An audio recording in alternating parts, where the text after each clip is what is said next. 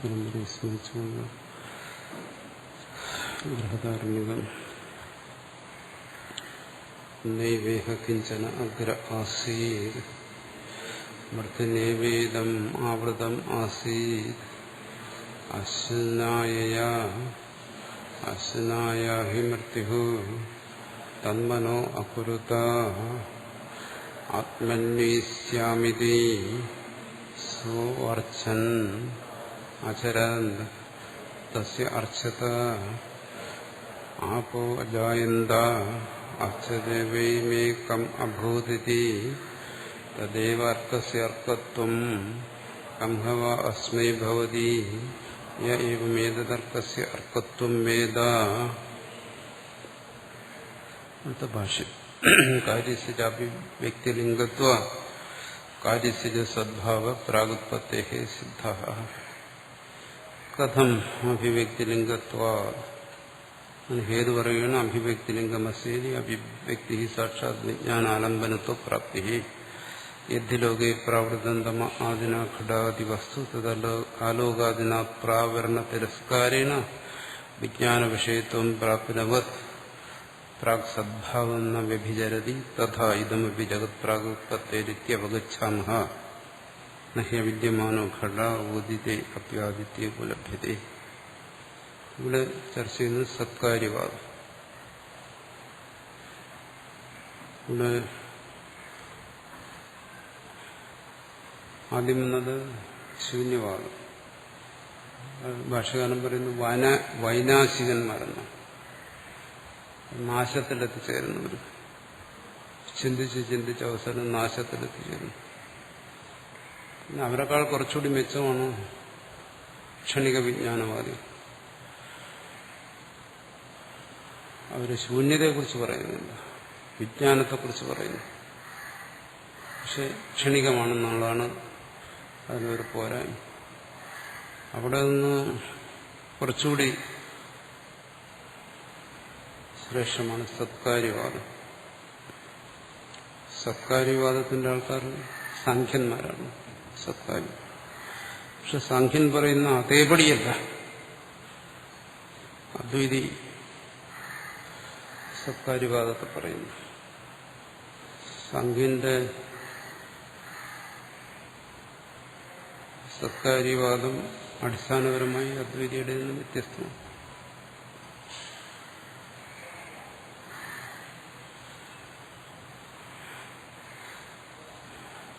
അദ്വൈത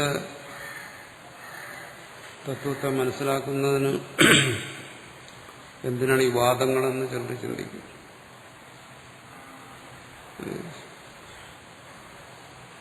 ഈ വാദങ്ങളൊന്നും ശങ്കരാചാര്യരോ അല്ലെങ്കിൽ ബൗദ്ധന്മാരോ പറഞ്ഞില്ലെങ്കിൽ ഇതൊക്കെ മനസ്സിലുള്ള കാര്യങ്ങൾ എല്ലാവരും. അതായത് ആചാര്യന്മാർ പ്രത്യേകിച്ച് നമ്മളെ ബുദ്ധിമുട്ടിക്കാൻ വേണ്ടി അവതരിപ്പിക്കുന്നതൊന്നുമല്ല. ഇത് ചിന്തയിൽ വരുന്ന കാര്യങ്ങളാണ് പൊതുവെ. വിശേഷിച്ചും അലൗകികമായ അതീന്ദ്രിയമായ ആധ്യാത്മികമായ വിഷയങ്ങളെക്കുറിച്ച് ചിന്തിക്കുമ്പോൾ ഇതെല്ലാം മനസ്സിൽ സ്വാഭാവികമായും മനുഷ്യന്റെ മനസ്സ് കടന്നു വരും. പക്ഷെ അതിനൊരു ശാസ്ത്രീയമായ രൂപം കാണത്തില്ലെന്നേ ഉള്ളൂ. മനസ്സിൽ വരുന്നത് അതൊരു ശാസ്ത്രചിന്തയാണ്, തത്വചിന്തയാണെന്ന് തിരിച്ചറിയാതെ ഇതെല്ലാം കേവലം മനസ്സിന്റെ തലത്തിൽ നിൽക്കുന്ന കാര്യങ്ങളാണ്. ശൂന്യതയെക്കുറിച്ച് പറഞ്ഞു കഴിഞ്ഞാൽ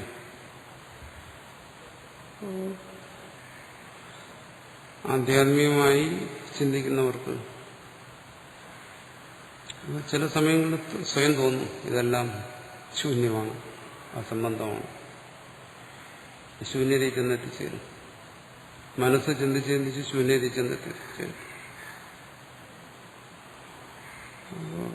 അശൂന്യതയാണ് കേമമെന്ന് തോന്നും. ചിന്തിക്കുന്നവർക്കൊക്കെ ഉണ്ടാവും. അത് പക്ഷേ ഈ പറയുന്ന തരത്തിലുള്ള പൂർവപക്ഷ സമാധാനങ്ങളോ ശാസ്ത്രീയ രൂപമൊന്നും അതിന് കാണത്തില്ലെന്നേ ഉള്ളൂ. പക്ഷെ മനസ്സ് ശൂന്യതയിൽ പോകും. അതുപോലെ തന്നെ ചിലപ്പോൾ ക്ഷണികതയിലേക്ക് പോകും. അങ്ങനെ ചിന്തിക്കാറില്ല. മനസ്സ് തന്നെ ചഞ്ചലമാണ്, ക്ഷണികമാണ്. അത്തരത്തിൽ ചിന്തിച്ച് ആത്യന്തികമായി ഇതൊരു ക്ഷണികതയാണ്, ഇതിനപ്പുറം ഒന്നുമില്ല, ഈ തരത്തിൽ സ്വാഭാവികമായിട്ടില്ല എന്ന് പറഞ്ഞാൽ അസംസ്കൃതമായ മനസ്സ്, ശാസ്ത്ര സംസ്കാരമില്ലാത്ത മനസ്സിലും ഇതെല്ലാം വരുന്നത് തന്നെയാണ്. അസംസ്കൃതമായ ചിന്തകളെ സംസ്കരിച്ച് പുറന്തള്ളാൻ വേണ്ടിയിട്ടാണ് ശാസ്ത്രം. അല്ലാതെ ഇതിന് കൂട്ടിക്കെട്ടിയതല്ല. ഇതിന്റെയൊക്കെ ആവശ്യം തോന്നും. ഇത് പലതരത്തിൽ നിരാകരിക്കും. ഇതിപ്പോ ശാസ്ത്രീയമായ മാർഗം, ഇത് സാധാരണമായ ലൗകികമായ ഉപായങ്ങളിലൂടെയും ഇതിനെ നിരാകരിക്കും.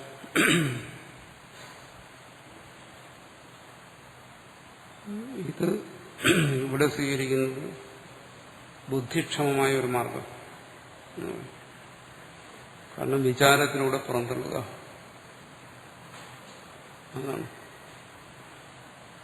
നമ്മൾ സാധാരണ ഇത്തരം ഭാവങ്ങളൊക്കെ മനസ്സിൽ വന്നു കഴിഞ്ഞാൽ നമ്മളതിനെ പുറന്തള്ളുന്ന വിസ്മരണത്തിലൂടെയാണ്, മറക്കും. ഇങ്ങനെ ഒരവസ്ഥയിലെത്തിച്ചേർന്നു, അത് കുറച്ച് കഴിയുമ്പം മറന്നു. മറന്നാൽ എന്താ വരുന്നത്? ഒരു വഴി നടക്കുമ്പോൾ വഴിയിലുള്ള കുഴിയിലൊക്കെ ചാടി മറന്നു കഴിഞ്ഞാൽ വീണ്ടും ആ വഴിയെ പോകുമ്പോൾ ആ കുഴി ചാടും. അപ്പം മറക്കുന്നതിനൊരു പരിഹാരമല്ല.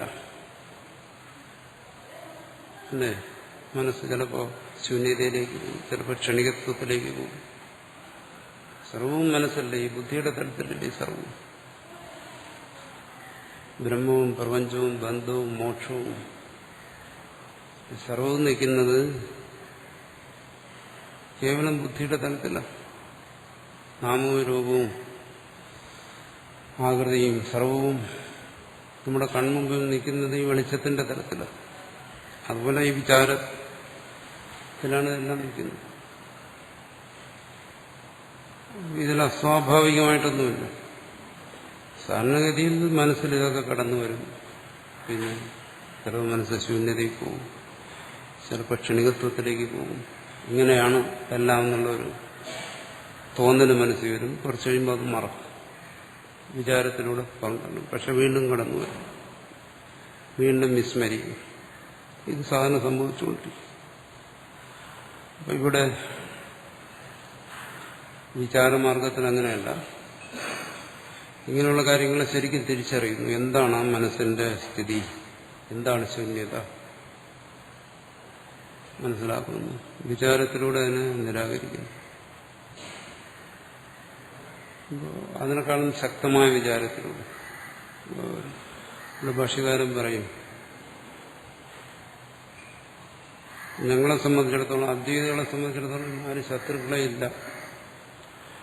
ഞങ്ങൾക്ക് ആരെയും ചോദ്യം ചെയ്യാനില്ല, ആരെയും നിരാകരിക്കാനില്ല. അത് തെറ്റാണ്, ഇത് ശരിയാണ്, അങ്ങനെ പറയാനൊന്നുമില്ല.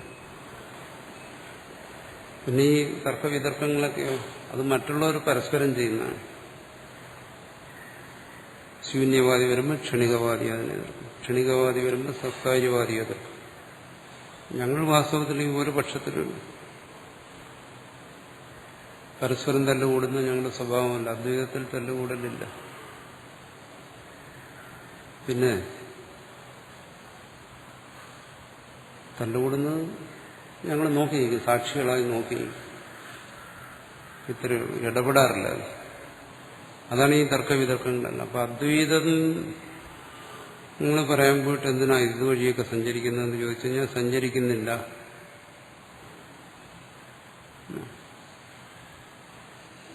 അദ്വൈതി ഇതുവഴിയൊന്നും സഞ്ചരിക്കുന്നില്ല. ഇത് വാദിപ്രതിവാദികൾ അവരുടെ ചിന്താഗതികളെ ഇങ്ങനെ അവതരിപ്പിക്കുന്നു. എല്ലാ ജീവന്മാരുടെയും മനസ്സിലുള്ള ഇതിനെ ഒരു ശാസ്ത്രീയമായ രൂപം കൊടുത്തിട്ട് വിചാരത്തിലൂടെ അതിനെ പുറന്തള്ളാം. അതിനു വേണ്ടിയിട്ടാണ് അല്ലെങ്കിൽ ഞങ്ങളൊക്കെ ആധ്യാത്മിക ജീവികളാണ്, ഞങ്ങളെ അടുത്ത് ഇതൊക്കെ എന്തിനാ പറയുന്നത്, ശൂന്യവാദം അങ്ങേറ്റം പറയുന്നത് ബ്രഹ്മത്തെക്കുറിച്ച് പറഞ്ഞപ്പോൾ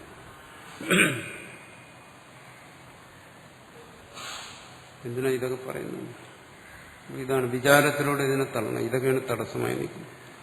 ഈ ശൂന്യതയും ക്ഷണികത്വവും ഈ സങ്കല്പങ്ങളൊക്കെയാണ് ഈ തത്വബോധത്തിന് ശരിയായ നിശ്ചയത്തിന് തടസ്സമായി നിൽക്കുന്നത്. അപ്പൊ ഇതിന് അത് വിചാരമാർഗം അതാണ്. അതാണ് മനനത്തിന്റെ വഴി അതാണ്. ഇല്ലെങ്കിൽ ഇത്തരം അബദ്ധങ്ങൾ തന്നെ കൊണ്ടുകളാം. വിസ്മരണം എന്ന് പറയുന്നത് അതിനൊരു പരിഹാരമുണ്ട്. ഇവിടെ അങ്ങനെയല്ല. നിരാശ വിചാരത്തിലൂടെ നിരസിക്കുക അതല്ല. അതിന്റെ ഗുണം എന്താണ്? മനസ്സിലവിടെ ശരിയായ ബോധം വരും.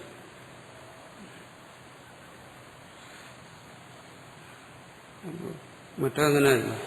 താൻ എവിടെ എത്തി നിൽക്കുന്നു എന്നുള്ളതിന് തിരിച്ചറിയത്തില്ല. ഒരു ദീർഘയാത്രയ്ക്ക് പോകുന്ന ഒരാള് ഓരോ കവലയിലും ചെന്ന് വഴിയറിയാതെ അമ്പരം നിൽക്കും പോലെയാണ്. ശൂന്യത്തിലും ക്ഷണികത്വത്തിലൊക്കെ മനസ്സിങ്ങനെ നിൽക്കുന്നു.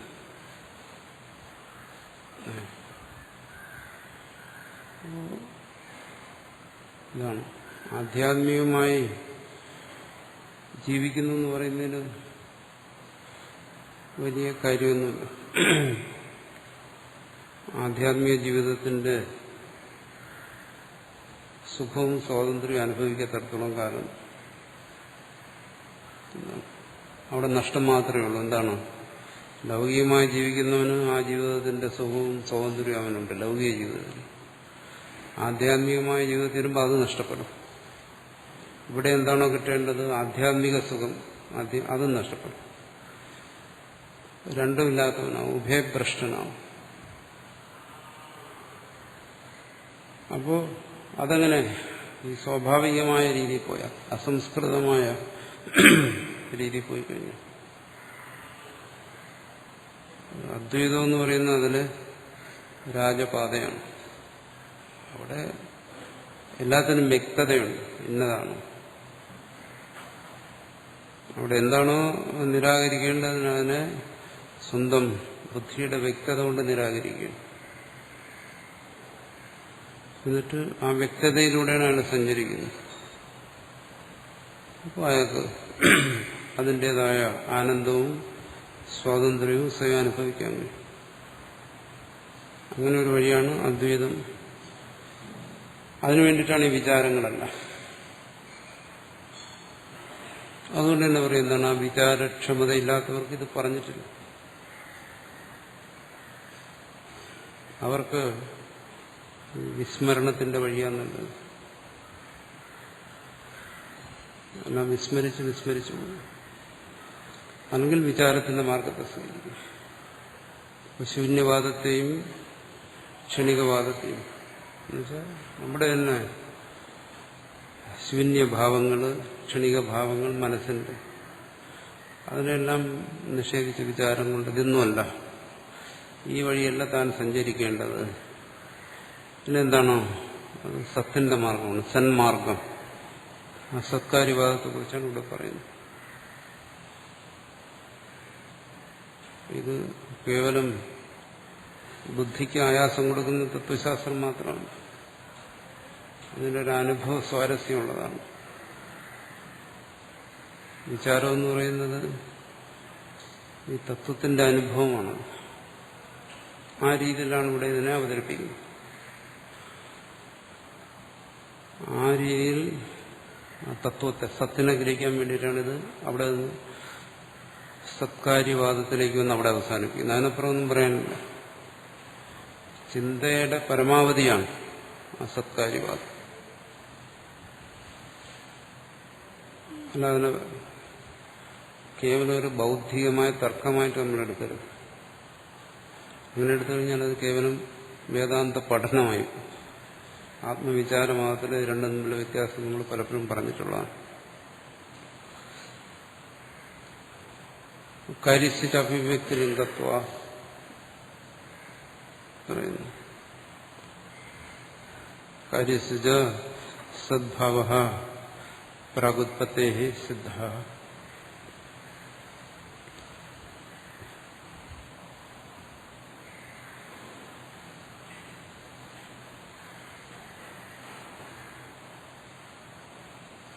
മുമ്പ് ചർച്ച ചെയ്തത് എന്താണ്?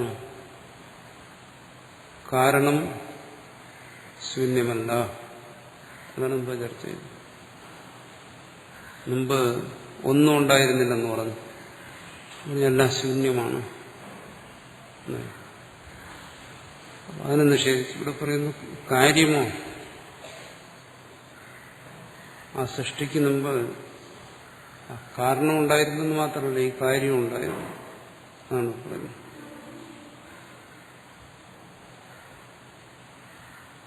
സത്ത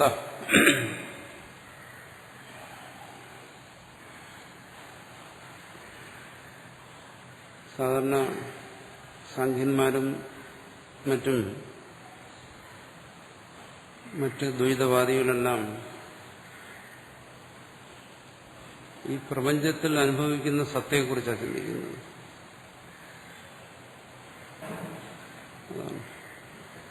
ഇവിടെ അദ്വൈതത്തിൽ അങ്ങനെയല്ല. അദ്വൈതം ചിന്തിക്കുന്നത് സത്തയിൽ പ്രതീതമാകുന്ന ഈ പ്രപഞ്ചം, അതിനെക്കുറിച്ചാണ്. രണ്ടും തമ്മിലുള്ള വ്യത്യാസം എന്ന് പറയുന്നത് വണ്ടിയുടെ മുമ്പിൽ കുതിരയെ കെട്ടുന്നതും വണ്ടിയുടെ പിമ്പിൽ കുതിരയെ കെട്ടുന്നതും പോലെയാണ് വ്യത്യാസം. ഒരാൾ പറയുന്നത് എന്താണ്? ഈ സത്ത എങ്ങനെ ഇതിൽ വന്നു എന്നാണ്. അതാണ് അത് തിരിഞ്ഞുള്ള ചിന്ത.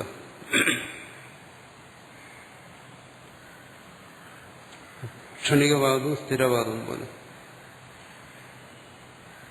ഇവിടെ അങ്ങനെയല്ല ചിന്തിക്കുന്നത്. സത്തയിൽ ഇതെങ്ങനെ നിലനിൽക്കുന്നു, സത്തയിൽ ഇതെങ്ങനെ പ്രതീതമാകുന്നു. അതാണ് സാഖ്യന്മാരുടെ സത്കാര്യവാദവും അദ്വൈതികളുടെ സത്കാര്യവാദവും തമ്മിലുള്ള പ്രത്യേകത. അതാണ് വ്യത്യാസം. അതാണ് രണ്ടുപേരും ഒന്ന് തന്നെ പറയുന്നു. അദ്വൈതി അവതരിപ്പിക്കുന്ന സത്കാര്യവാദം സാഖ്യന് പിടികിട്ടിയിട്ടില്ല. പക്ഷേ സാഖ്യൻ ഒന്ന് അംഗീകരിക്കുന്നുണ്ട്. എന്താണോ സത്ത, അത് നിഷേധിക്കാൻ പറ്റില്ല. സത്താ സാമാന്യം നൈയായികന്മാർ പറയാം, അവര് സത്തയെ നിഷേധിക്കുന്നില്ല. പക്ഷെ എന്താ സാധനം?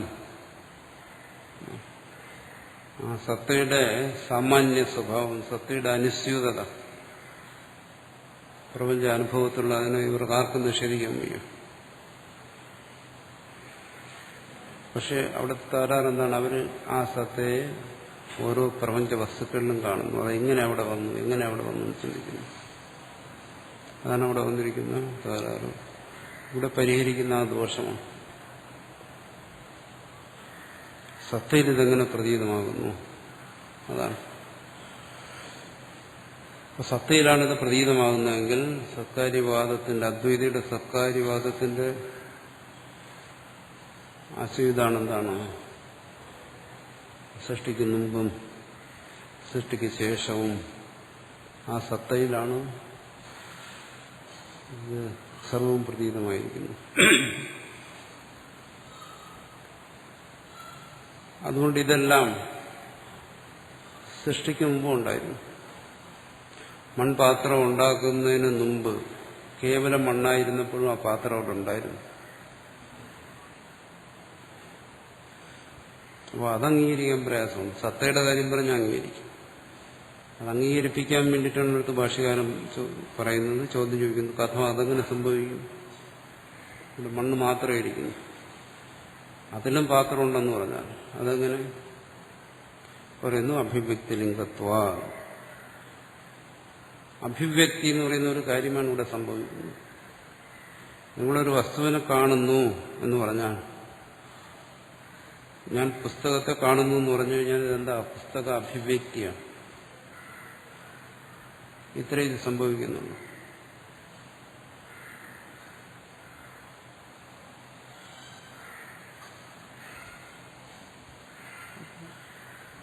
വസ്തുവിൽ പ്രത്യേകിച്ചൊന്നും സംഭവിക്കുന്നില്ല. ആ വസ്തുവും മുമ്പിലിരിക്കുന്ന വസ്തുവും കാണുന്നവനും തമ്മിലൊരു ബന്ധമുണ്ടാകും. ആ ബന്ധത്തിന്റെ ഫലമാണ് അഭിവ്യക്തി എന്ന് പറയുന്നത്. ഇത് അഭിവ്യക്തമാകുന്നു.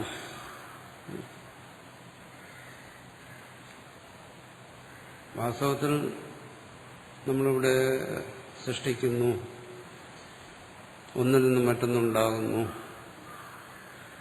എന്നെല്ലാം പറയുമ്പോഴും വാസ്തവത്തിൽ ഇവിടെ സംഭവിക്കുന്ന സർവത്ര അഭിവ്യക്തിയാണ് നമ്മളെ സംബന്ധിച്ച്.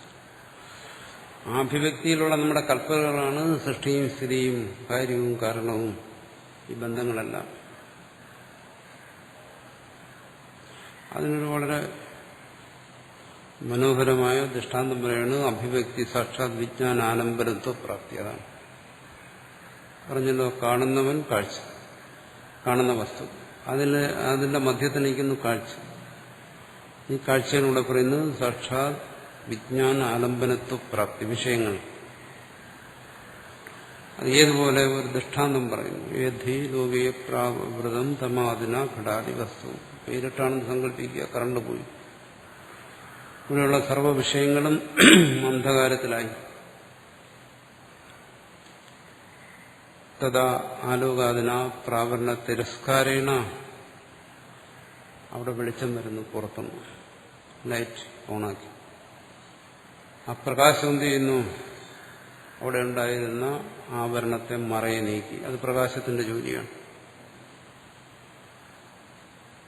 അത് മാറ്റിയപ്പോൾ പ്രാവരണ തിരസ്കാരേണ, അത് മാറ്റിക്കഴിഞ്ഞപ്പോൾ വിജ്ഞാന വിഷയത്വം, പ്രകാശം വന്ന് അതിന്റെ ജോലി ചെയ്തു കഴിഞ്ഞപ്പോൾ എന്ത് ചെയ്തു? കാണുന്നവന്റെ വിജ്ഞാനം, കാണുന്നവന്റെ വിജ്ഞാനത്തിന് വിഷയമായി ആ കാണുന്ന വസ്തുക്കളല്ല. അതുവരെ അത് ഇരുളിലായിരുന്നു. വെളിച്ചം വരുമ്പോൾ അതെല്ലാം അറിവിന് വിഷയമാകുന്നു. അതിന് വെളിച്ചം സഹായിക്കുന്നു, അത് ശരിയാണ്, പക്ഷെ അറിവിന് വിഷയമാണ്. അതുപോലെ പ്രാഗ് സദ്ഭാവം ന വ്യഭിചരതി.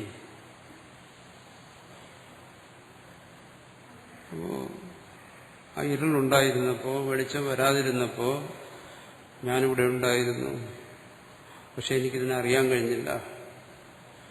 അതുകൊണ്ട് ഇരുളിന്റെ സമയത്ത് ഇതില്ലാതിരുന്നു എന്ന് ആർക്കും പറയാൻ കഴിയില്ല.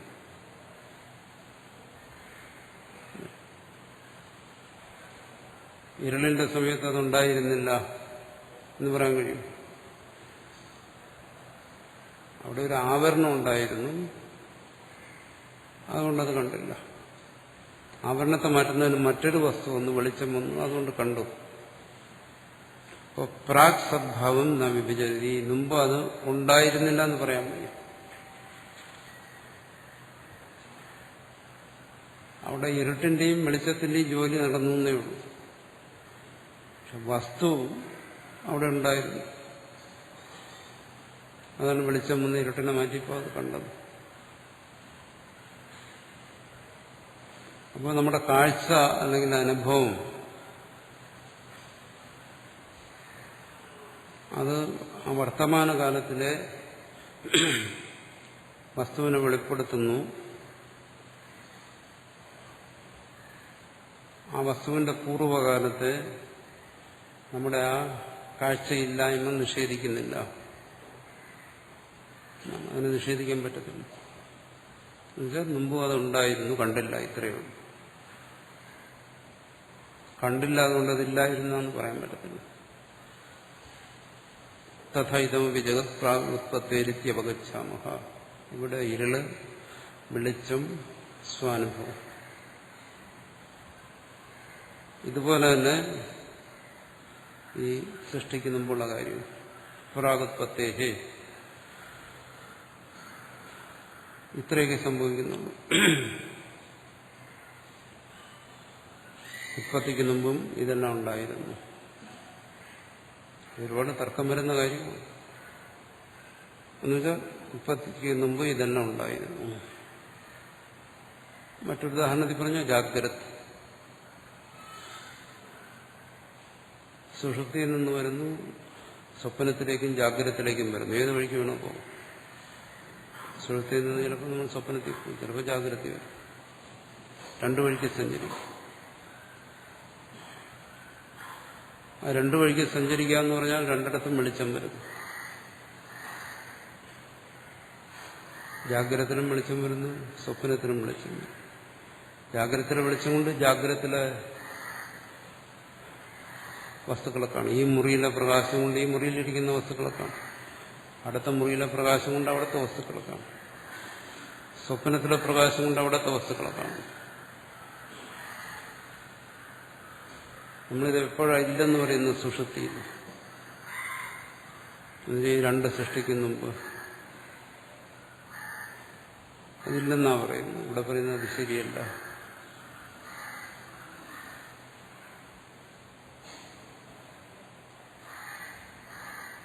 ഇതങ്ങനെ ഒരു ഇല്ലായ്മയിൽ നിന്നുള്ള ഉണ്ടായതല്ല. അവിടെയും ഇതെല്ലാം ഉണ്ടായിരുന്നു. നമ്മൾ മുമ്പ് ധരിച്ചു വെച്ച അദ്വൈതത്തിനെന്തോ വിരോധം പറയുന്ന പോലെ തോന്നും, കുറച്ച് കഴിയുമ്പോൾ മാറിക്കോളും. നമ്മുടെ പല വിരോധങ്ങളും മാറിയല്ലോ. അതുപോലെ സുഷുപ്തിയിലും ഇതെല്ലാം ഉണ്ടായിരുന്നു.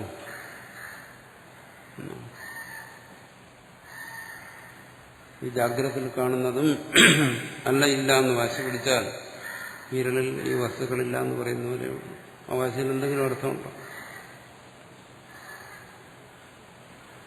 വിരലിൽ ഇത് ഉണ്ടായിരുന്നില്ല എന്ന് പറയുന്ന പോലെ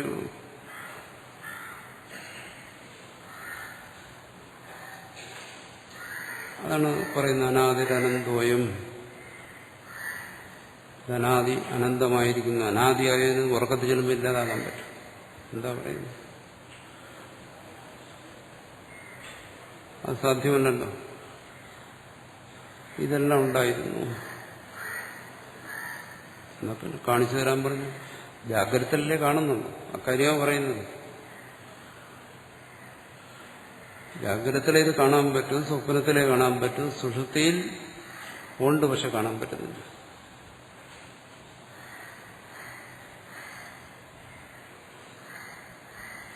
അതുകൊണ്ടാണ് സാറിന് പറയുന്നത് സുഷുപ്തി കാരണ ശരീരമാണ്.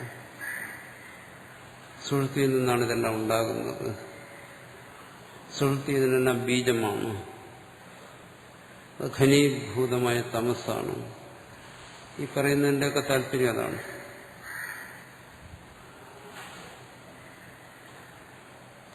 മണ്ണിൽ നിന്ന് പാത്രം ഉണ്ടാക്കി.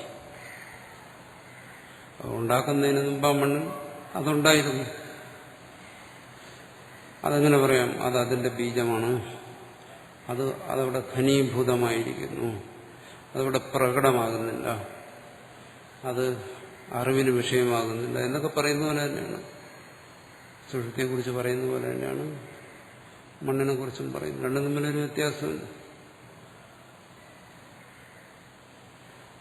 അതാണ് സത്കാര്യം.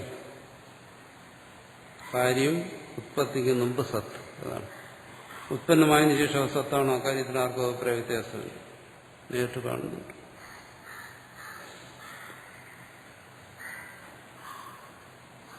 അതിന് ഒരു ഉദാഹരണമാണത് പറഞ്ഞത്.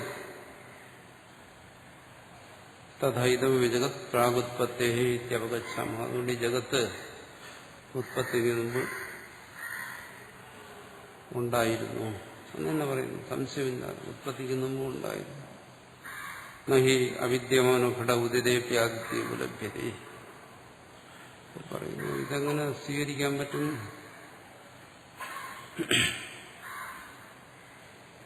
അങ്ങനെ ഉണ്ടെന്നുള്ളത് പറഞ്ഞു കഴിഞ്ഞാൽ പാത്രം ഉണ്ടാക്കുന്നതിന് മുമ്പ് മണ്ണിൽ പാത്രം ഉണ്ടെന്ന് പറഞ്ഞു. പിന്നെന്താ നിങ്ങളുടെ അഭിപ്രായം? ഇല്ല, ഇല്ലാത്തതാണ് ഉണ്ടാകുന്നതെങ്കിൽ നിങ്ങൾക്ക് പറയേണ്ടി വരും ഈ മുറിയിൽ വെളിച്ചം വരുന്നതിന് മുമ്പ് ഇതൊന്നും ഉണ്ടായിരുന്നില്ല, വെളിച്ചം വന്നപ്പോൾ ഉണ്ടായതാണ്. അത് പറയാൻ പറ്റും. നഹി അവിദ്യമാനോ ഘട ഉദിതേപ്യാദിത്യലഭ്യതേ. ഇല്ലാത്ത പാത്രം ഇനി ഇവിടെ വെളിച്ചമൊന്നുണ്ടായല്ല, സാക്ഷാത് സൂര്യഭഗവാൻ പ്രകാശിച്ചാലും ഉണ്ടാകത്തില്ല. ബൾബൻ രൂപമൊന്നുള്ളതല്ല. ഇല്ലാത്ത പാത്രത്തെ ഉണ്ടാക്കി കാണിക്കാൻ ആദിത്യന് ശേഷിയില്ല. പിന്നെ കാണുന്നുണ്ടെങ്കിൽ വെളിച്ചം വന്നപ്പോൾ ഉള്ളതാ കാണുന്നത്, മുമ്പുണ്ടായിരുന്നേ കാണാൻ പറ്റും. ആദിത്യന് ഇതിനെ പ്രകാശിപ്പിക്കാൻ പറ്റും, ഇല്ലാത്തത്. ആദിത്യൻ വസ്തുവിനെ പ്രകാശിപ്പിക്കുന്നുണ്ടെങ്കിൽ ഉള്ള വസ്തുവിനെ പ്രകാശിപ്പിക്കും. അതുപോലെ നിങ്ങളിതിനെ അറിയുന്നുണ്ടെങ്കിൽ, ഇപ്പോൾ വെളിച്ചമൊന്ന് പറയുന്നുണ്ടെങ്കിൽ അത് ഉണ്ടായിരുന്ന.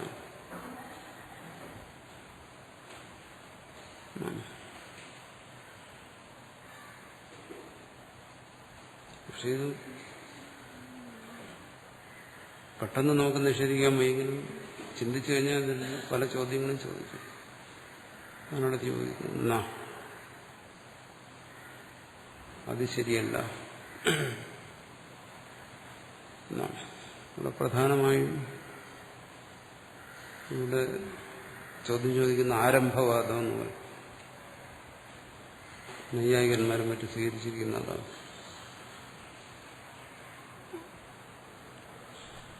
ശൂന്യവാദം പോലെയല്ല അവർ പറയുന്നത്. അവർ ശൂന്യവാദികളല്ല. അവർ പറയുന്നത് ഒരു വസ്തു ഉണ്ടാകുന്നതിന് മുമ്പ് അതിന്റെ അഭാവം ഉണ്ടായിരുന്നു, പ്രാഗഭാവം എന്ന് പറയും. ഇവർ രണ്ടുപേരും തമ്മിലാണ് ഈ കാര്യത്തിൽ വിവാദം ഉണ്ടാകുന്നത്.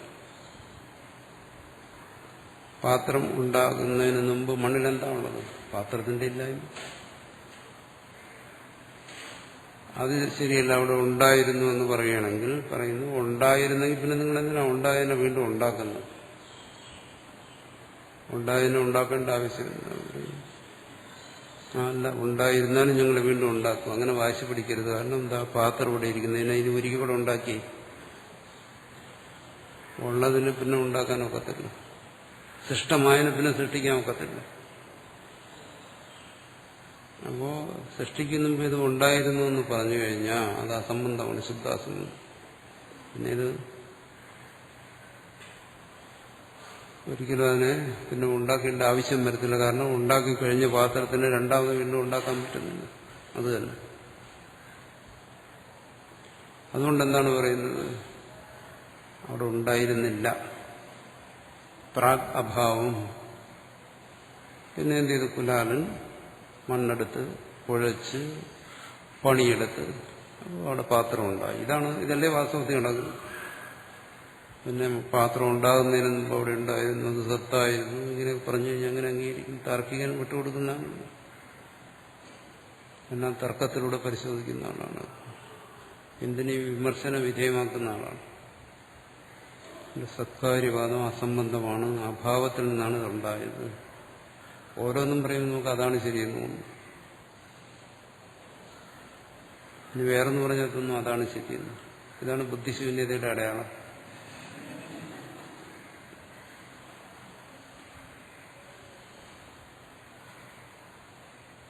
അങ്ങനെ പറയുന്നു.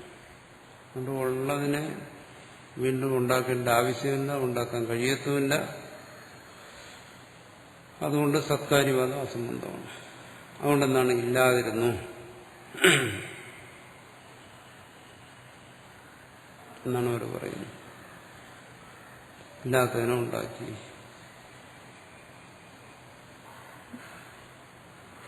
ശരി, ഇല്ലാത്തതിനെ ഉണ്ടാക്കിയെന്നാണെങ്കിൽ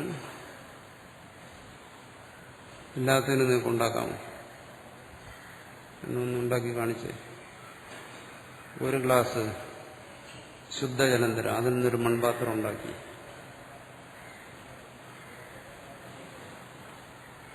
ഉണ്ടാക്കി കാണിക്കാം. ഒരു പാത്രം ശുദ്ധജലത്തിൽ നിന്നൊരു മൺപാത്രം ഉണ്ടാക്കാൻ പറ്റും. അതുവരെ അതിനൊന്നും കഴിയില്ല. എന്തുകൊണ്ടാണ് കഴിയാത്ത? കാരണം അതിൽ ആ പാത്രം ഉണ്ടായിരുന്നില്ല.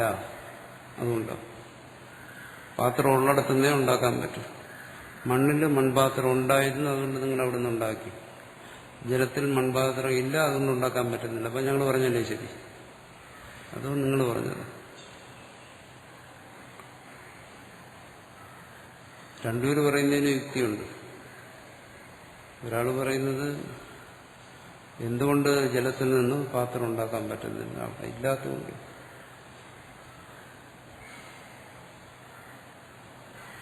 എന്തുകൊണ്ട് മണ്ണിൽ നിന്ന് മൺപാത്രം ഉണ്ടാക്കാൻ പറ്റുന്നു, അവിടെ ഉള്ളതുകൊണ്ട്. അപ്പോൾ ഉള്ളതേ ഉണ്ടാക്കാൻ പറ്റും. അപ്പോൾ പഴയ ചോദ്യം വീണ്ടും ചോദിക്കും, പിന്നെ അതെങ്ങനെ ഉണ്ടാക്കും എന്ന് പറയുന്ന അഭിവ്യക്തി അതിവിടെ സംഭവിക്കുന്നു. ഇവിടെ പുതുതായിട്ടൊന്നും സൃഷ്ടമാകുന്നില്ല, പ്രകടഭാവം അതേ ഉണ്ടാകുന്നു. അതുപോലെ തന്നെ അടുത്ത് പറയുന്നത് ഇന്നത്തെ അവിദ്യമാനത്വ അഭാവാത് ഉപലഭ്യതേവ. നിങ്ങളീ പറയുന്ന കാര്യം ഞങ്ങൾക്ക് മനസ്സിലായി. എന്താണ്? ഈരളായിരുന്നു, അവിടെ വെളിച്ചം വന്നു, അപ്പോൾ അത് കണ്ടു. ഇതുകൊണ്ട് സത്കാര്യവാദമൊന്നും ശ്രദ്ധിക്കാനൊക്കത്തില്ല. എന്താണ്?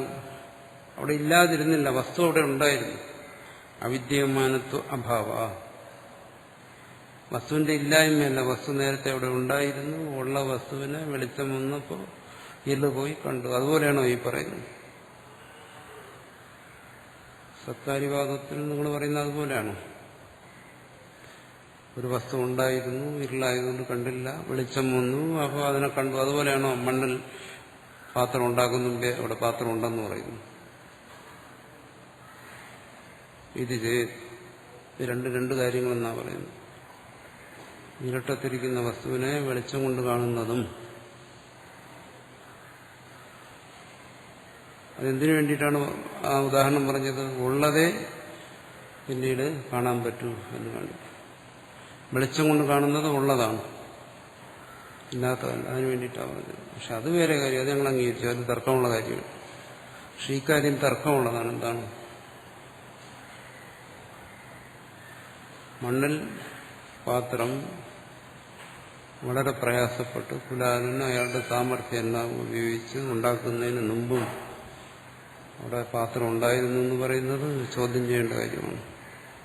നഹിതവ ഘടാധികാരിയും കഥാചിതപ്യവിദ്യമാനം ഇതി ഉദിതേ ആദിത്യ ഉപലഭ്യത ഏവ വിശദീകരിക്കുന്നു. ഈ പാത്രങ്ങൾ, ഇരുട്ടിലിരിക്കുന്ന പാത്രങ്ങൾ അവിടെ എപ്പോഴും ഉണ്ടായിരുന്നു. ഇനി കാണുമ്പോഴും കാണാത്തപ്പോഴും വെളിച്ചം വന്നപ്പോഴും ഇരുട്ട് വന്നപ്പോഴും എല്ലാം കഥാചിതപി അവിദ്യമാനം, കഥാചിതപി അവിദ്യമാനം എന്നാവിദ്യമാനം, അതില്ലാതിരുന്നിട്ടില്ല, എപ്പോഴും അതുണ്ടായിരുന്നു. അത് ഉദിതേ ആദിത്യ ഉപലഭ്യതയോ, അവിടെ സൂര്യൻ ഉദിച്ചാൽ, ബൾബ് പ്രകാശിച്ചാൽ അതൊക്കെ കാണും.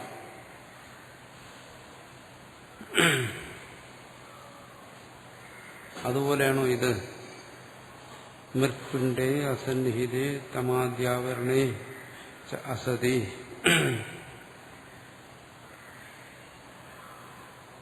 വിദ്യമാനത്വ.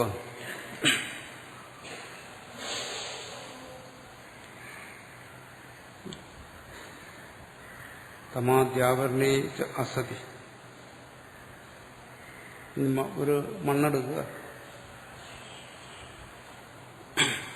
കേവലം മണ്ണെടുക്കുക, അവിടെയും കുടമുണ്ടെന്നല്ലേ പറയുന്നു. ശരി, അവിടെ എന്താ ഇപ്പൊ ഇരുട്ടുണ്ടോ? ഇല്ലല്ലോ. അവിടെ ഇപ്പം വെളിച്ചമാണല്ലോ. എന്നാൽ പിന്നെ ഉണ്ടെങ്കിൽ എന്താ കാണാത്തതെന്നാ ചോദിക്കുന്നതിന് താല്പര്യം. വെറും മണ്ണെടുത്തു കഴിഞ്ഞാൽ അവിടെ ഇരുട്ടില്ല, വെളിച്ചമുണ്ട്. മുറിയിൽ അങ്ങനെയല്ല, പാത്രം ഉണ്ടായിരുന്നു, വെളിച്ചം വന്നപ്പോൾ കണ്ടു. വെളിച്ചമില്ലാത്തപ്പോൾ അവിടെ ഉണ്ടായിരുന്നു. മണ്ണിൽ അങ്ങനെയല്ല, മണ്ണിരിക്കുന്ന വെളിച്ചമുണ്ട്, പക്ഷെ പാത്രം കാണുന്നില്ല.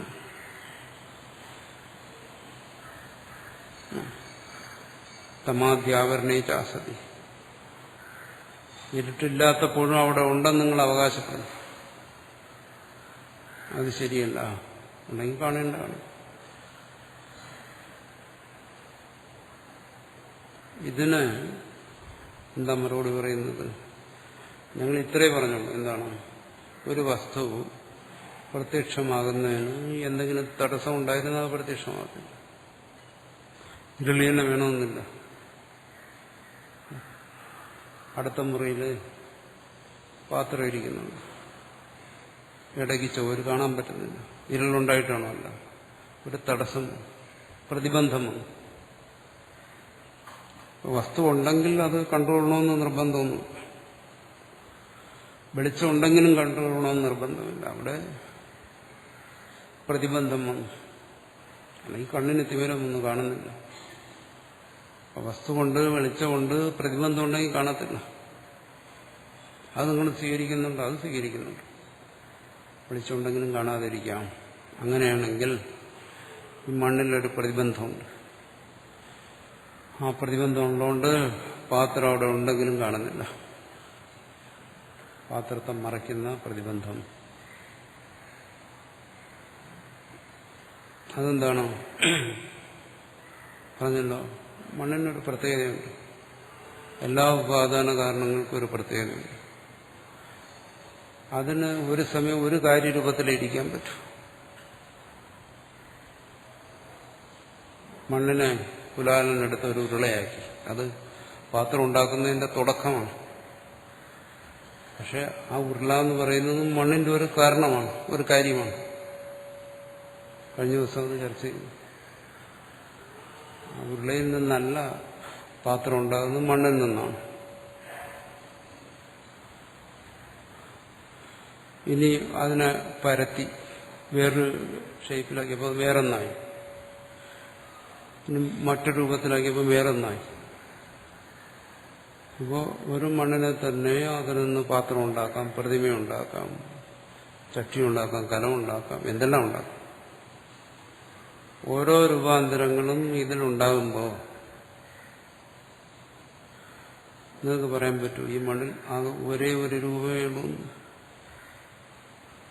മണ്ണിൽ ഉരുള എന്ന് പറയുന്ന ഒരു കാര്യം മാത്രമേ ഉള്ളൂ, വേറൊരു കാര്യമില്ല എന്ന് പറയാൻ പറ്റും. അങ്ങനെ പറഞ്ഞു കഴിഞ്ഞാൽ ഞങ്ങൾ കാണിച്ചു തരാം. ഉരുളയെ മാറ്റി അതിനെ പരത്തി കാണിച്ചു, അതിൽ നിന്ന് പ്രതിമ ഉണ്ടാക്കി കാണിക്കും, അതിൽ നിന്ന് ചട്ടിയും കലവും എല്ലാം ഉണ്ടാക്കി കാണിക്കും. അപ്പം മണ്ണിന് ഒരു കാര്യമല്ല, പല കാര്യങ്ങളുണ്ട് എന്നിപ്പം അതിൽ നിന്ന് മനസ്സിലായോ?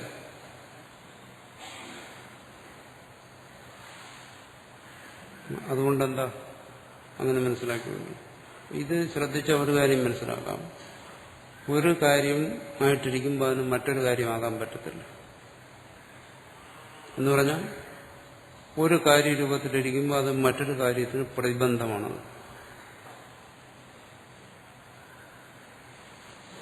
മറ്റൊരു കാര്യത്തിന് പ്രതിബന്ധമാണ്. പക്ഷേ ആ മണ്ണിൽ, അതേ മണ്ണിൽ തന്നെ നമുക്ക് മറ്റൊരു കാര്യമായി മാറ്റാം, പിന്നെ വേറൊന്നായി മാറ്റാം. അപ്പോൾ ഈ ഓരോ ഭാവങ്ങളും ആ മണ്ണിലുള്ളത് തന്നെ. ഒന്നും മറ്റൊന്നിന് പ്രതിബന്ധം സൃഷ്ടിക്കുന്നു എന്നേ ഉള്ളൂ. അതുകൊണ്ട് ഒരു സമയം ഒന്നായിരിക്കാൻ പറ്റും, മറ്റൊന്നാകാൻ പറ്റുന്നില്ല.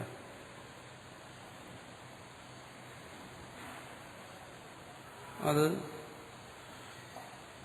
ആണ് അനുഭവത്തിലും അങ്ങനെയാണ്. മണ്ണിനൊരു കാര്യം മാത്രമല്ല, നൂറുകണക്കിന് കാര്യങ്ങളുണ്ടാവും. പക്ഷെ ഒരു സമയം ഒന്നും. അപ്പോൾ എന്തുകൊണ്ട് മറ്റേതാകുന്നില്ല? സ്പഷ്ടമല്ലേ?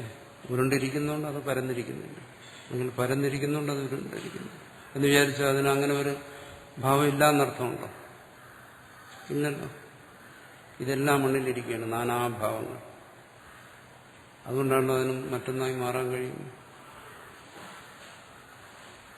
അല്ലെങ്കിൽ എങ്ങനെ അതിന് നാനാഭാവങ്ങളെ പ്രാപിക്കാൻ പറ്റുന്ന നാനാഭാവങ്ങൾ അതിലുള്ളതാണ്. ഇതൊക്കെ നിങ്ങൾ എവിടെയാണ് കാണുന്നത്? മണ്ണിൽ. വേറെ ഒരിടത്തും അല്ലല്ലോ.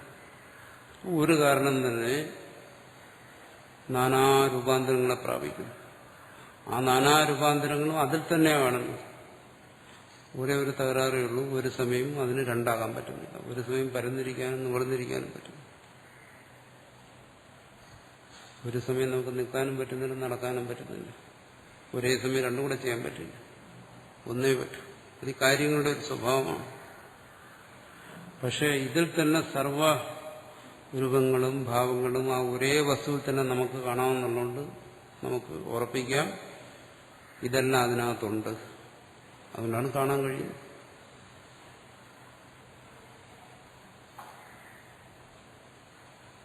ഈ നാനാഭാവങ്ങൾ ഇങ്ങനെ പ്രകടമാകുന്നത് ഒന്ന് വരുമ്പോൾ മറ്റൊന്ന് മറയുന്നു, മറ്റൊന്ന് വരുമ്പോൾ വേറൊന്ന് മറയുന്നു, മൂന്നാമതൊന്ന് പ്രകടമാകുന്നതിനാണ് അഭിവ്യക്തി എന്ന് പറയുന്നത്. ഓരോന്നും ഇങ്ങനെ പ്രകാശിക്കുകയാണ്, പ്രകടമാകുകയാണ് ഒന്നിൽ തന്നെ. എല്ലാം അതിനകത്തുണ്ട്. ഒരേ സുഷുപ്തിയിൽ നിന്ന് തന്നെ ഈ ജാഗ്രതയും സ്വപ്നവും പ്രകടമാകുന്നു. ഇതെല്ലാം അവിടെയുണ്ട്. പക്ഷെ നമ്മുടെ സങ്കല്പത്തിൽ, നമ്മുടെ ഭാവനയിലൊന്നും കാണുന്നത് പോലെയല്ല. അത് ലയിച്ചിരിക്കുന്നു എന്നോ അല്ലെങ്കിൽ കട്ടിപിടിച്ചിരിക്കുന്നു എന്നൊക്കെ പറയുമ്പോൾ നമ്മുടെ മനസ്സിൽ വരുന്ന ഭാവനകൾ പരമാർത്ഥമായിട്ട് ബന്ധമുള്ളതല്ല. പക്ഷെ ഒരേ സത്ത് തന്നെ നാനാരൂപഭാവങ്ങളെ പ്രാപിച്ചിരിക്കുന്നു. ഒരേ സത്തിൽ നിന്ന് തന്നെ ഇത് പ്രകടമാകുന്നുണ്ട്. എല്ലാ സത്തിലുള്ളത് തന്നെ. ഒരേ മണ്ണിൽ നിന്ന് തന്നെ നാനാ രൂപങ്ങൾ ഉണ്ടാകുന്നുണ്ട്. എല്ലാം അതിലുള്ളത് തന്നെ. ഇല്ലാത്ത എവിടുന്ന് വരും? ആ രൂപം എന്തിന്റെ എന്നാണ് നിങ്ങൾ പറയുന്നത്? മണ്ണിന്റെ എന്നാണ്. പിന്നെ അത് അതില്ല എന്നങ്ങനെ പറയാൻ പറ്റും? അത് മണ്ണിന്റെ ആണെന്ന് പറയും, മണ്ണിന് അതില്ലാതെന്ന് പറയും. പിന്നെ ഒന്നേ നിങ്ങൾക്ക് പറയാൻ പറ്റും. ഇപ്പോൾ ഞാൻ ഒന്നേ കാണുന്നുള്ളൂ, മറ്റൊന്ന് കാണുന്നില്ല. അപ്പൊ അതങ്ങനെയാണ് അഭിവ്യക്തി എന്ന് പറയുന്നത്, പ്രകാശിക്കുക.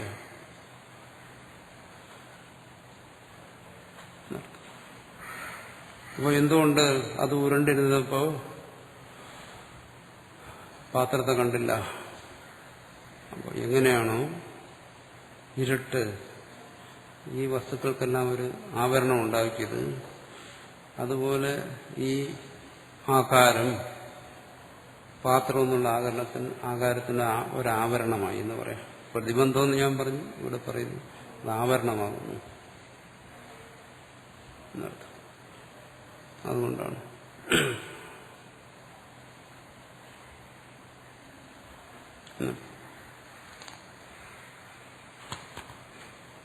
പക്ഷേ ആവരണം എന്ന് പറയുമ്പോൾ അതിന് ഒരു ചോദ്യം വരും. ഇപ്പോ തുണി കൊണ്ട് ആവരണം ചെയ്യുന്നു വസ്തുവിനെ. എപ്പോഴും ആവരണം ചെയ്യുന്നത് അതിൽ നിന്ന് ഭിന്നമായി ഒന്നിനെ ആവരണം ചെയ്യാൻ പറ്റും.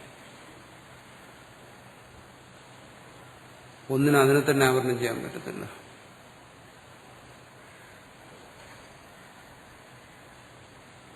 പാത്രം നമുക്ക് തുണി കൊണ്ട് മൂടി വയ്ക്കാം, അല്ലെങ്കിൽ ഇരുളുകൊണ്ട് അതിനെ മൂടാം. ഇരുള് അത് മറ്റൊന്നാണ്, പാത്രമാണ്. ഇരുള് നശിക്കുമ്പോൾ പാത്രം നശിക്കുന്നില്ല. എപ്പോഴും ആവരണം ചെയ്യുന്ന മറ്റൊന്നാണ്. നിങ്ങൾ പറയുന്നു ഈ മണ്ണിൽ പാത്രമുണ്ട്, പക്ഷേ ആ ഉരുണ്ടിരുന്നപ്പോ അല്ലെങ്കിൽ മറ്റൊരു കാര്യരൂപം ഇതിന് ആവരണമായി, അതുകൊണ്ട് ഇത് പ്രകാശിക്കുന്നില്ല എന്ന് പറഞ്ഞു കഴിഞ്ഞാൽ എന്ന് പറയാൻ പറ്റത്തില്ല. കാരണം ഇവിടെ ഒന്നേ ഉള്ളൂ, മണ്ണെന്ന് പറയുന്ന ഒരു വസ്തുവേ ഉള്ളൂ. രണ്ടില്ല ആവരണം ചെയ്യുക. രണ്ടെണ്ണത്തെ ആവരണം സംഭവിക്കും. അതുകൊണ്ട് പാത്രം എന്തുകൊണ്ട് കാണുന്നില്ല? ഉരുള അതിനെ ആവരണം ചെയ്തിരിക്കുന്നു എന്ന് പറയാൻ പറ്റില്ല. ഇത് രണ്ടും ഒരിടത്തല്ലേ, ഒന്നിലല്ലേ ഇതെല്ലാം.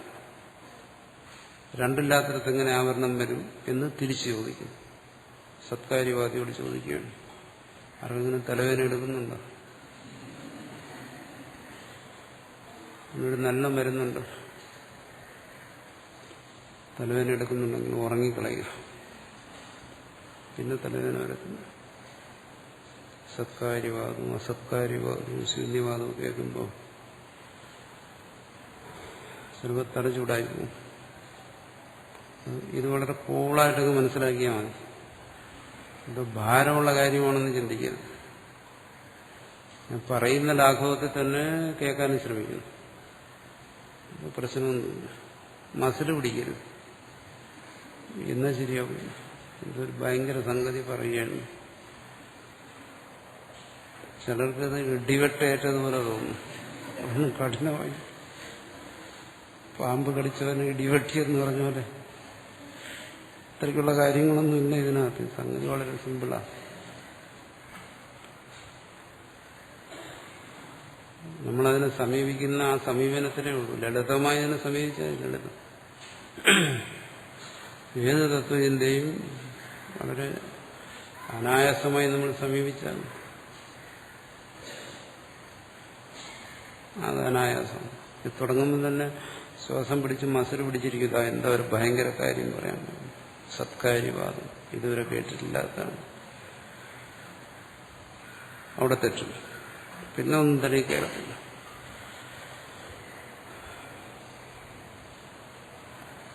ലളിതമായി ഇതിന്റെ പിന്നെ അങ്ങനെ പോയി കഴിഞ്ഞാൽ ഇത് അത്രയ്ക്കേ ഉള്ളൂ. ഇത് കാര്യം പറയുമ്പോൾ എന്തോ ആകാശ കോടാലി പോലെ തോന്നും. ആകാശമില്ല, ആകാശത്തിന് കോടാലിയില്ല. അത്രയും സിമ്പിളാണ് ഈ കാര്യം. അങ്ങനെ മനസ്സിലാക്കുന്നൊരു ശീലം വേണം. നേരെ തിരിച്ച നമ്മള് ലഘുവായതിനെ ഗൗരവത്തോടെ എടുക്കും, ഗൗരവമുള്ളതിനെ ലഘുവായിട്ട് എടുക്കും. തിരിഞ്ഞു പോകും. അതുകൊണ്ട് അതിൽ മണ്ണില് ആ പാത്രത്തെ കാണാത്തത് അത് മറ്റൊരു ഷേപ്പിലിരിക്കുന്നുകൊണ്ടാണ്. അത് ആ പാത്രത്തിന് ആവരണമെന്നാണ് പറയുന്നത്. സത്കാര്യവാദി പറയുന്നു അത് നടക്കത്തില്ല. ഞങ്ങളോട് പറഞ്ഞാൽ ഞങ്ങളത് അംഗീകരിക്കത്തില്ല. എന്തുകൊണ്ട്? ആവരണം ഏതെങ്കിലും ഒരു വസ്തുവിന് ഒരു ആവരണം ഉണ്ടാവണമെങ്കിൽ പുറമേ നിന്ന് വരണം. ഒന്നിൽ തന്നെ അത് തന്നെ അതിന് ആവരണമാകുക. മണ്ണിൽ പാത്രത്തിന് ഉരുള ആവരണമായെന്നൊക്കെ പറഞ്ഞു കഴിഞ്ഞാൽ അത് നടക്കുന്ന കാര്യമുണ്ടാകും.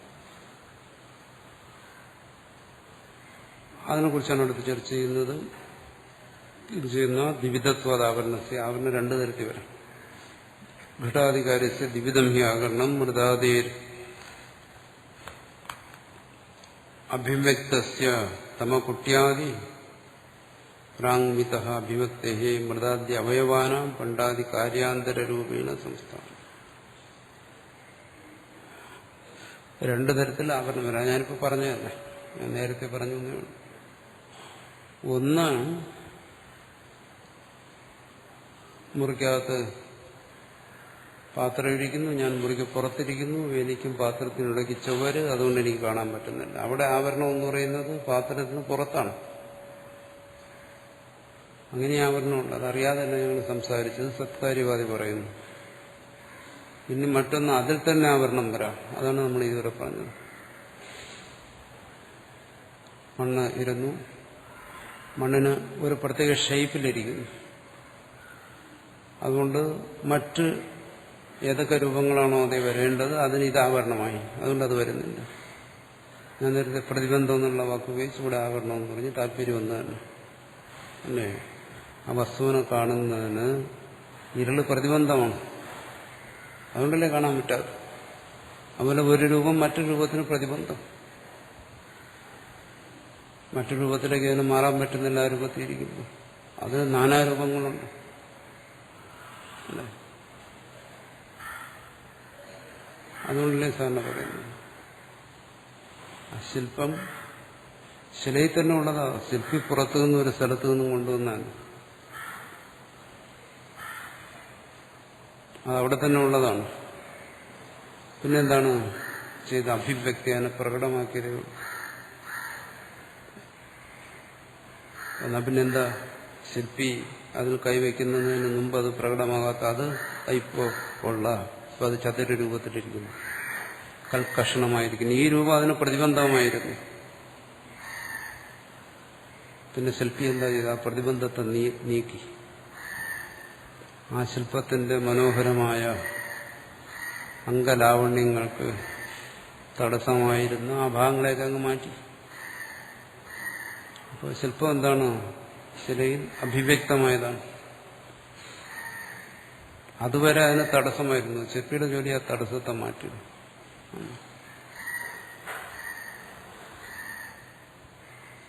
ആ വിഷയത്തെക്കുറിച്ച് ഇനി ചർച്ച ചെയ്യുന്നുണ്ട്. അപ്പോൾ എന്താണ് സൃഷ്ടി എന്നുള്ളത്? ഇത്രയും പ്രയത്നം ചെയ്തത്, എത്രയോ വർഷങ്ങൾ ഉളിയും ചുറ്റിക ഉപയോഗിച്ച് ആ ശില്പി വേർത്തത്, അധ്വാനിച്ചത് എന്തിനു വേണ്ടിയിട്ടാണ്? എന്തൊക്കെ തടസ്സം അതിന്റെ വാസ്തവ രൂപത്തിന്, ശില്പത്തിന്റെ യഥാർത്ഥ രൂപത്തിനുണ്ടായിരുന്നു, അതിനെ മാറ്റാൻ വേണ്ടിയിട്ടാണ്. അതിനെ ആവരണമെന്നോ പ്രതിബന്ധമെന്നോ അല്ല എന്താ പറയുന്നു. അപ്പോൾ ഒരു വസ്തുവിൽ തന്നെ ആവരണം ഇരിക്കാം. അവിടെ എന്താ രണ്ട് ശിലയുണ്ടായിരുന്നു? ഒരേ ഒരു ശിലയല്ലേ ഉണ്ടായിരുന്നു. അതിലെ ആവരണമല്ലേ മാറ്റിയത്? അപ്പോഴല്ലേ അത് പ്രകടമായത്. ഇത് അസംബന്ധമെന്ന് എങ്ങനെ പറയാൻ പറ്റും? നിങ്ങൾ പറയുന്നു സൃഷ്ടിക്കുന്നത് സത്യമാണ്, ഞങ്ങളും പറയുന്നു സൃഷ്ടി സത്യം തന്നെ. പക്ഷെ എങ്ങനെ അത് സത്യമാകുന്നു? ഇങ്ങനെ അഭിവ്യക്തി രൂപത്തിൽ, പ്രകടമാകുന്ന രൂപത്തിൽ അത് സത്യമാണ്. അത് നിങ്ങൾ ഉദ്ദേശിക്കുന്ന കാര്യത്തിൽ മാത്രമല്ല. എന്തോ ഒന്നില്ലാതിരുന്നത് അതിനെ പുതുതായി ഉണ്ടാക്കിയെടുത്തു, അങ്ങനെയല്ല.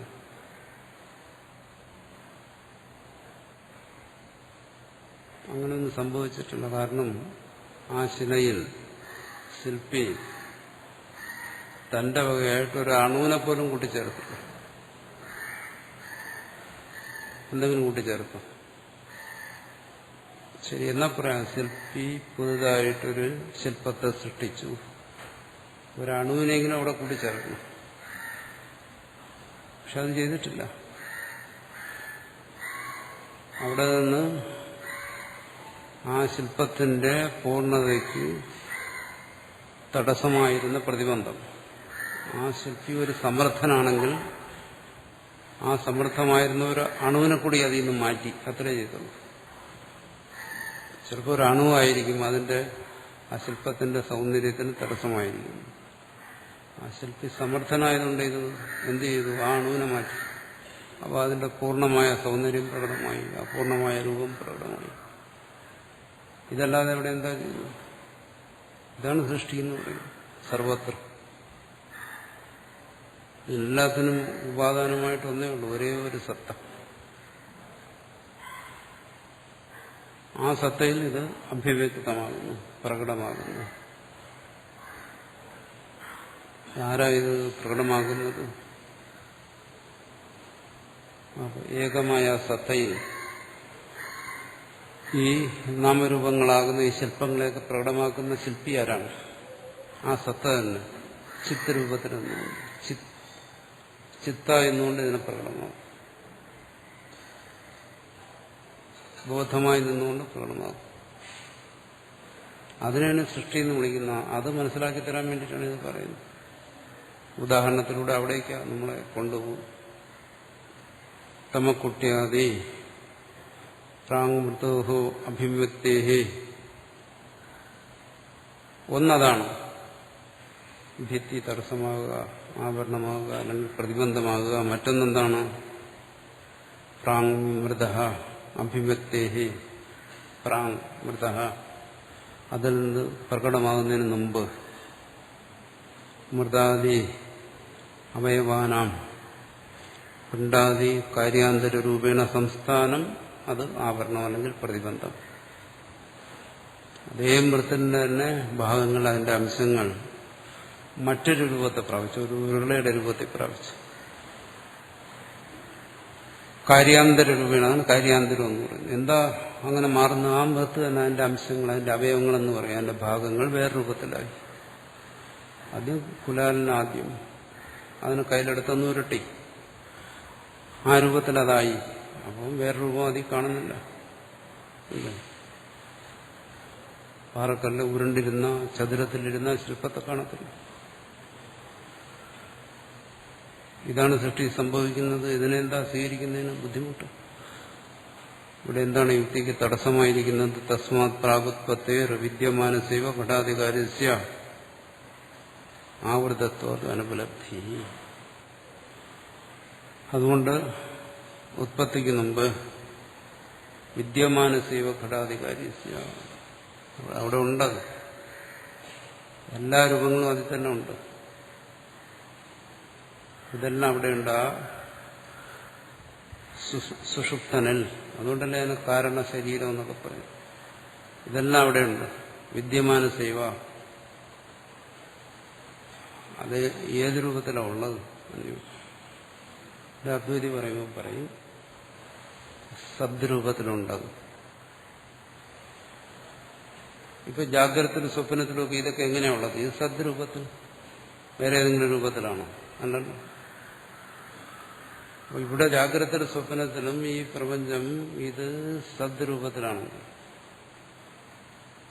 ഇത് അവിടെയും സദ്രൂപത്തിലുണ്ടായിരുന്നു. അതുകൊണ്ടാണ് അതിന് കാരണ ശരീരം എന്നൊക്കെ പറയുന്നത്. അല്ല അവിടെ വേറെ എന്തെങ്കിലും ഇരിക്കുന്നു എന്നുള്ള അർത്ഥത്തിലല്ല. അവിടെ സുപ്തനായ ആ സത്വം പിന്നെ വേറെ ആരോ ഒക്കെ കൂട്ടിനിരിക്കുന്നു എന്നുള്ള അർത്ഥത്തിലല്ല. ജാഗ്രതത്തിൽ നാനാരൂപത്തിൽ കാണുന്ന ഇത് സർവവും ആത്യന്തികമായി അനുഭവപ്പെടുന്ന സദ്രൂപത്തിലാണ്. ഇത് നിഷേധിക്കാൻ വയ്യാത്ത തരത്തിൽ സദ്രൂപത്തിൽ അവശേഷിക്കുന്നു അവിടെ.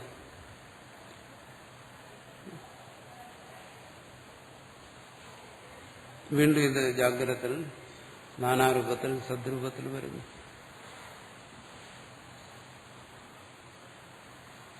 ഇത് തന്നെയാണ് മണ്ണിന് സംഭവിക്കുന്നത്. അവിടെയെല്ലാം ഇത്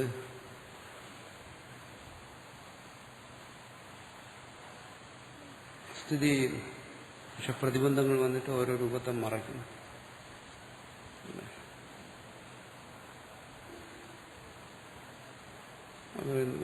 സച്ചിദാനന്ദം അത് സ്വസ്വരൂപമാണ്. അത് ജാഗ്രതത്തിനും സ്വപ്നത്തിനും സുഷുപ്തിയിലും എല്ലാം സ്വസ്വരൂപമാണ്. ആണെങ്കിലും അത് ഈ നാമരൂപങ്ങൾ അതിനെ ആവരണം ചെയ്യും. അതുകൊണ്ടത് നാമരൂപങ്ങളിലൂടെ പ്രകാശിക്കും. അതുകൊണ്ട് തന്നെ യഥാർത്ഥ രൂപം പ്രകാശിക്കുന്നില്ല.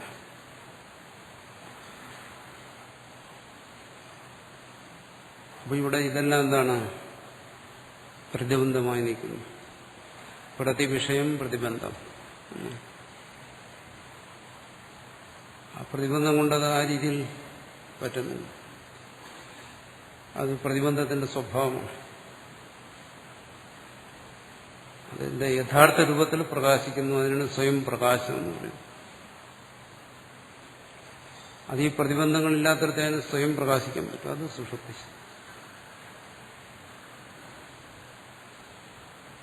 അതുപോലെ തന്നെ ഈ നാനാ കാര്യങ്ങൾ അമൃത് സ്വരൂപത്തിലിരിക്കുന്നു. ഒന്ന് വരുമ്പം മറ്റൊന്നും വരുന്നില്ല. ജാഗ്രതത്തിൽ സ്വപ്നമില്ല, സ്വപ്നത്തിൽ ജാഗ്രതയില്ല. ഒന്നിനും മറ്റൊന്നിനും വരാൻ ഒക്കത്തില്ല, കടന്നു വരാൻ ഒക്കത്തില്ല. നമ്മൾ ഉണർന്നിരുന്നിട്ട് ഉറങ്ങുമ്പോൾ വീണ്ടും ഉണരുകയും വീണ്ടും അതിൻ്റെ ഇടയ്ക്ക് സ്വപ്നം കാണുകയും ഒക്കെ ചെയ്യുമ്പോൾ നമ്മൾ വിചാരിക്കും ഇതെല്ലാം ഒരു സമയത്ത് നടക്കുകയാണ്.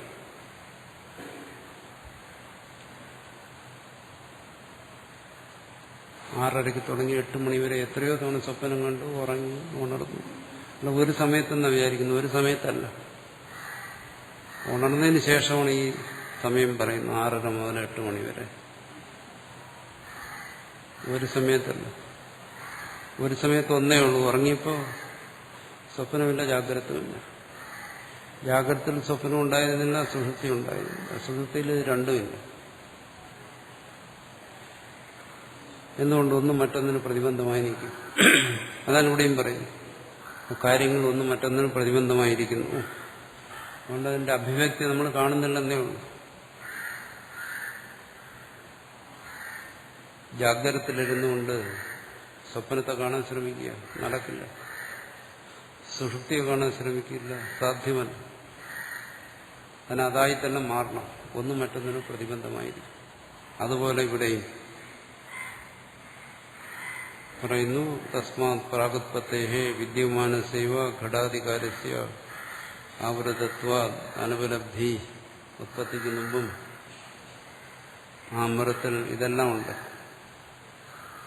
പാത്രം ഉണ്ടാകുന്നതിന് മുമ്പും പക്ഷെ ആവൃതത്വം അതവിടെ വേറൊരു രൂപം ഇരിക്കുന്നു, അത് ആവരണം ചെയ്തിരിക്കുന്നു.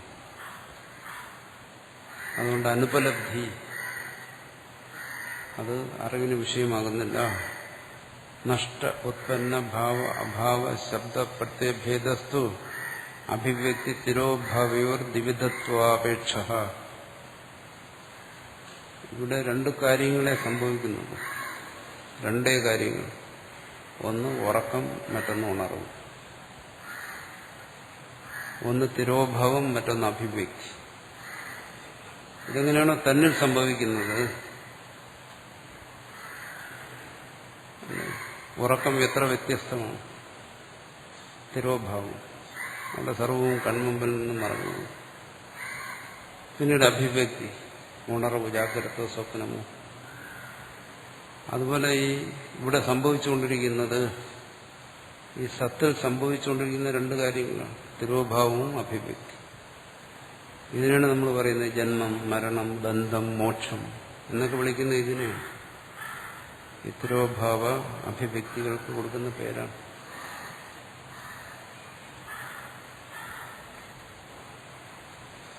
അത് തന്നെയാണ് ഇവിടെ സംഭവിക്കുന്നത്. ഒരു വസ്തുവിൽ നോക്കുമ്പോൾ ഇത് തന്നെ കാണുന്നു. പാത്രം പറയുന്നു, ഇന്നലെ വരെ ഉണ്ടായിരുന്നില്ല, ഇന്നിപ്പോൾ ഉണ്ടായി.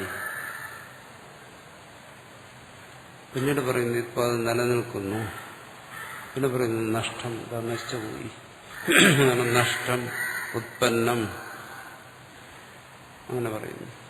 ഭാവം, അത് നിലനിൽക്കുമ്പോൾ നമ്മൾ പറയുന്നത് ഭാവം എല്ലാവരും ഇവിടെ നിലനിൽക്കുന്നു. അഭാവം, അതിവിടെയില്ല, വേറെ എവിടെയെങ്കിലും കാണും. അഭാവം, ഇങ്ങനെയെല്ലാം പറയുന്നിടത്ത് എന്താണ് ഈ ശബ്ദപ്രത്യയം. ഇവിടെയൊക്കെ നമ്മൾ ശബ്ദം ഉപയോഗിക്കുന്നു, നമ്മുടെ അറിവും അതിനനുസരിച്ച്. ഉത്പന്നമായെന്നറിയുന്നു, നശിക്കുന്നു എന്നറിയുന്നു, നിലനിൽക്കുന്നു എന്നറിയുന്നു, ഇവിടെയില്ല വേറെടുത്തുണ്ടെന്നറിയുന്നു. അതാണ് നഷ്ട, ഉത്പന്ന, ഭാവ, അഭാവ, ശബ്ദപ്രത്യയഭേദം. അങ്ങനെയുള്ള ശബ്ദഭേദം, പ്രത്യയഭേദം, ഇതെല്ലാം അഭിവ്യക്തി തിരോഭാവയോർ ദ്വിവിധത്വാപേക്ഷ. അത് അഭിവ്യക്തിയും തിരോഭാവവുമാണ്. ഈ പ്രപഞ്ചാനുഭവം ആകവേ അങ്ങനെയാണ്. അഭിവ്യക്തി തിരോഭാവം, അത് പ്രകടമാകുന്നു, മറയുന്നു.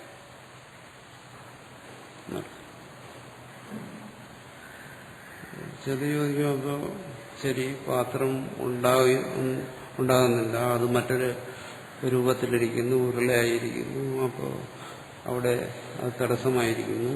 പക്ഷെ ഇതിനെ പൊട്ടിച്ചു കഴിയുമ്പോൾ അപ്പൊ എന്താ അവിടെ തടസ്സമാകുന്നു? പാത്രത്തെ 2-3 കഷണങ്ങളാക്കി. അപ്പോൾ എന്താ അവിടെ തടസ്സമാകുന്നു? ഇപ്പോൾ അത് ഉരുണ്ടിരിക്കുന്നതുകൊണ്ട് പാത്രത്തെ ആ രീതിയിൽ നമുക്ക് അത് അഭിവ്യക്തമാകുന്നില്ല, കാണുന്നില്ല. സമ്മതിക്കാം, പൊട്ടിച്ചാൽ അവിടെ ഉരുളയില്ലല്ലോ എന്ന്. മൊത്തത്തിന് മനസ്സിലാക്കണം എന്താണ്, ഇതെല്ലാം രൂപാന്തരങ്ങൾ, മണ്ണിന്റെ രൂപാന്തരങ്ങൾ, മണ്ണിന്റെ കാര്യങ്ങളാണ്. മണ്ണ് ഉരുളയായിട്ടിരിക്കുമ്പോൾ ഒരു കാര്യം, പാത്രമായിരിക്കും വേറൊരു കാര്യം. ആ പാത്രത്തെ 4 കഷ്ണമാക്കി അത് മറ്റൊരു കാര്യം. ആ കാര്യം പാത്രത്തിന്റെ അഭിവ്യക്തിക്ക് എപ്പോൾ തടസ്സമായി, ആവരണമായി, അല്ലെങ്കിൽ പ്രതിബന്ധമായി. അത് ഇന്ന കാര്യം ഇന്നതിന് പ്രതിബന്ധമൊന്നുമില്ല. ഏത് കാര്യവും മറ്റൊന്നിന് പ്രതിബന്ധമാണ്. പിന്നെ അതിനെ ചൂർണമാക്കി എന്നിരിക്കട്ടെ, അതിസൂക്ഷ്മമായ ചൂർണങ്ങളാക്കി, സൂക്ഷ്മ അവയവങ്ങളാക്കി. ആ അവയവങ്ങൾ മറ്റെല്ലാത്തിനും പ്രതിബന്ധമാണ്. ഉരുള എന്നുള്ള രൂപത്തിന്, പാത്രം എന്നുള്ള രൂപത്തിന്, ഓടെന്നുള്ള രൂപത്തിന് ഒക്കെ അത് പ്രതിബന്ധമാണ്. അപ്പോൾ ഇവിടെ സർവത്ര സംഭവിക്കുന്ന എന്താണ്? അഭിവ്യക്തി തിരോഭാവം. എല്ലാം അതിനകത്തുണ്ട്.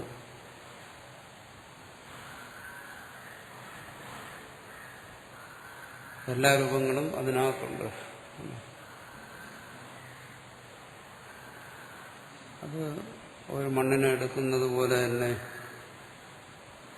പിന്നിലേക്ക് പോയാൽ സർവത്ര എല്ലാം ഉണ്ട്. അതുകൊണ്ടാണ് ഒരു അദ്വൈതികൾ പഞ്ചീകരണം എന്ന് പറയുന്നത്. സർവഭൂതങ്ങളിൽ സർവ്വം ഇരിക്കുന്നു. ഒന്നിലൊന്നില്ലാതെയില്ല. ഒന്നിൽ നിന്ന് എന്തും പ്രകടമാകാൻ ഉള്ള സാധ്യതയുണ്ട്. ഒന്നിൽ നിന്നാണ് എല്ലാം പ്രകടമായിരിക്കുന്നത്. അതുകൊണ്ടാണ് ഇങ്ങനെ ചിന്തിച്ച് പോയിട്ട് അവസാനം വരെ ഇതിന്റെ കാരണം ഒന്നാണ്, ഉപാദാനം. അത് ഈശ്വരന്റെ മായാശക്തിയാണ്.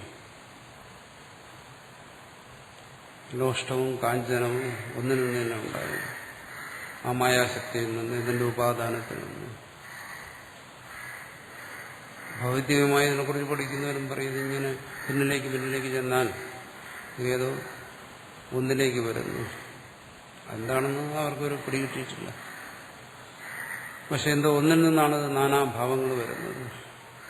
എന്നിന്റെയും അസൂക്ഷ്മമായ ഭാവം ഒന്നാണ്. അതിന് ഊർജ്ജമെന്നോ എന്തെങ്കിലും പുതിയ സങ്കേതങ്ങൾ പറയും. അപ്പോൾ ആ ഒന്നിൽ സർവവും പ്രകടമാകുന്നതിനുള്ള ഇതിരിക്കുന്നില്ല. എന്തുകൊണ്ട് എല്ലാം ഒന്നിച്ചൊരിടത്ത് പ്രകടമാകുന്നില്ല? ഒന്ന് വരുമ്പോൾ മറ്റൊന്നതിന് തടസ്സമോ?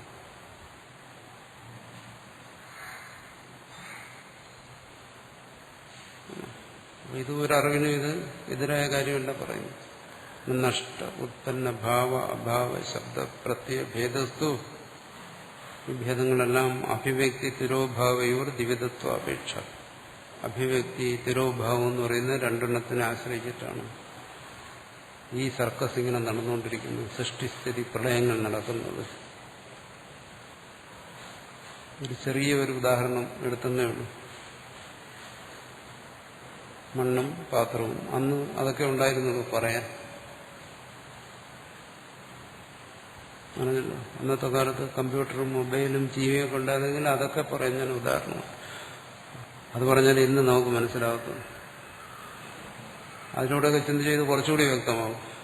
ഒന്നിലാണ് ഇതെല്ലാം കാണുന്നത്.